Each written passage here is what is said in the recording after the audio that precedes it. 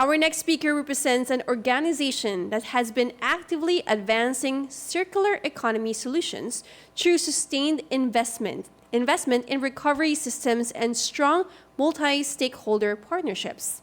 He is Mr. Olaf Miguel Miggo Bautista, Sustainability Manager, Plastic Recovery and Recycling Country Lead, and Designated EPR Officer of Nestlé Philippines. Miggo leads Nestlé environmental sustainability initiatives, driving programs that support plastic recovery, recycling, and circularity.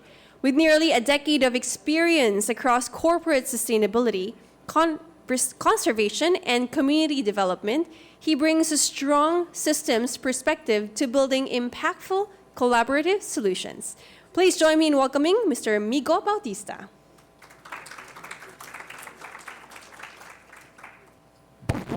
Good morning, everyone, and thank you to PARMS for hosting this, and to SM also. As mentioned, my real name is in fact Olaf, but you can call me Miggo. I am the Sustainability Manager of Nestlé Philippines and the Country Lead for Plastic Recycling and Recovery Plan. So maybe just to give you a little background, some quick facts. We've been here for about 115 years in the Philippines, so obviously, mas matanda ang Nestlé kesa sa atin, no? We are the 10th largest company in the country in terms of revenue, and we have 5 manufacturing sites. 4 are in Luzon, and 1 is in Mindanao, with 6 distribution centers and 1 shared service center. Overall, we directly and indirectly impact over 50,000 Filipino households, supported by the brands that hopefully you know and love. So our purpose in Nestlé is to unlock the power of food to enhance quality of life for everyone today and for generations to come. And I put the words quality of life for everyone today and for generations to come just because I wanted to emphasize that sustainability is at the core of Nestlé. As you see here, no, quality of life for everyone today and for generations to come, sustainability. And we do that by creating shared value in the country. And that is by impacting people, families, the planet, of course, and communities.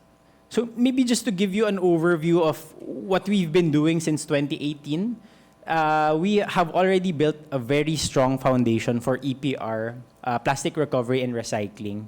We started the conversations way back in 2018 with the Ellen MacArthur Foundation. And in 2019, we created the neutrality roadmap and guideline internally within Nestlé. And then by 2020, the Philippines, in 2019, we started our neutrality journey globally, no? In 2020, we started plastic neutrality in the Philippines. So ahead of the EPR law in the Philippines. Then in 2021, we started our net zero journey by publicly committing our net zero commitments. And 2 of our commitments is actually on reducing virgin plastics and also transitioning to design for recycling packaging. Then, of course, as we all know, by 2022, EPR lapsed into law, with 2023 being the first year of its implementation. By then, globally, we started the ESG packaging roadmap. And then by 2024, you can't really see it, but this is about human rights. So we started assessing human rights throughout our value chain, specifically also for plastics, EPR and plastics recovery. So the question now is, what do we do moving forward? We've recalled it, no, to Plastic Recovery and Recycling Plan because it involves the whole value chain from recovery all the way to recycling and even using recycled material in our packaging.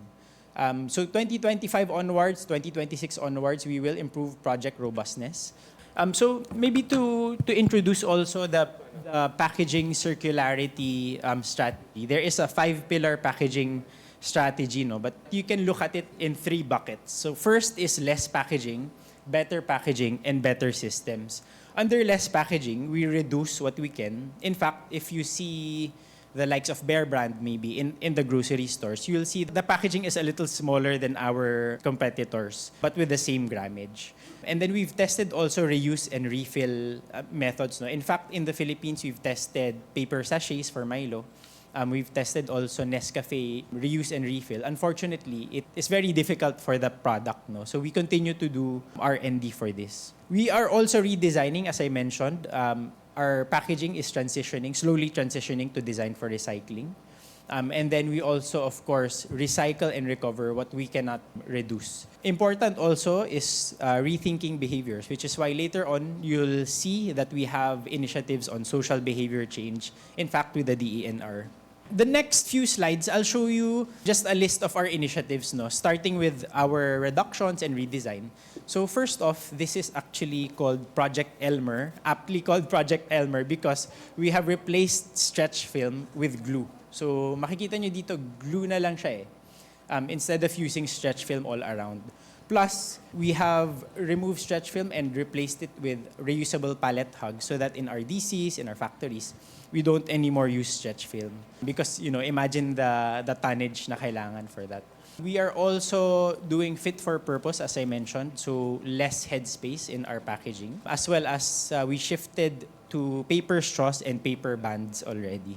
So on to the recovery part, we support 100% recovery of the equivalent volume of plastics that we put out now. So since 2020, we have already been doing this. In fact, it says there, we have collected 130 million kilograms of plastics already with our partners, with our co-processors and partner upcyclers as well. I mentioned also a big part of this is really social behavior change. Way back, I think it was 2021, we have modules with the National Solid Waste Management Commission to embed sustainability and waste management with school children. So we have modules from grade 1 to grade 10. And then in 2023, the first year of EPR implementation, we did the Rethinking Plastics EPR nationwide roundtable discussions. And I think some of you attended that. We went to Luzon, Visayas, and Mindanao to find out challenges and opportunities on EPR.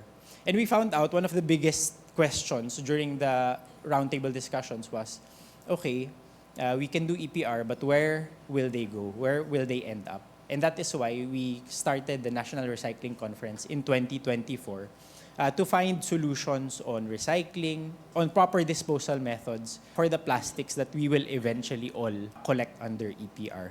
This is the reason why we co-led the National Plastics Action Partnership Flexible Plastic Working Group, which is a working group that is trying to find solutions for flexible plastics because, as we all know, that is very hard to recycle, right? So this group is building the value chain for flexible plastics in the country. So that's it. Thank you once again. We look forward to the conversations later.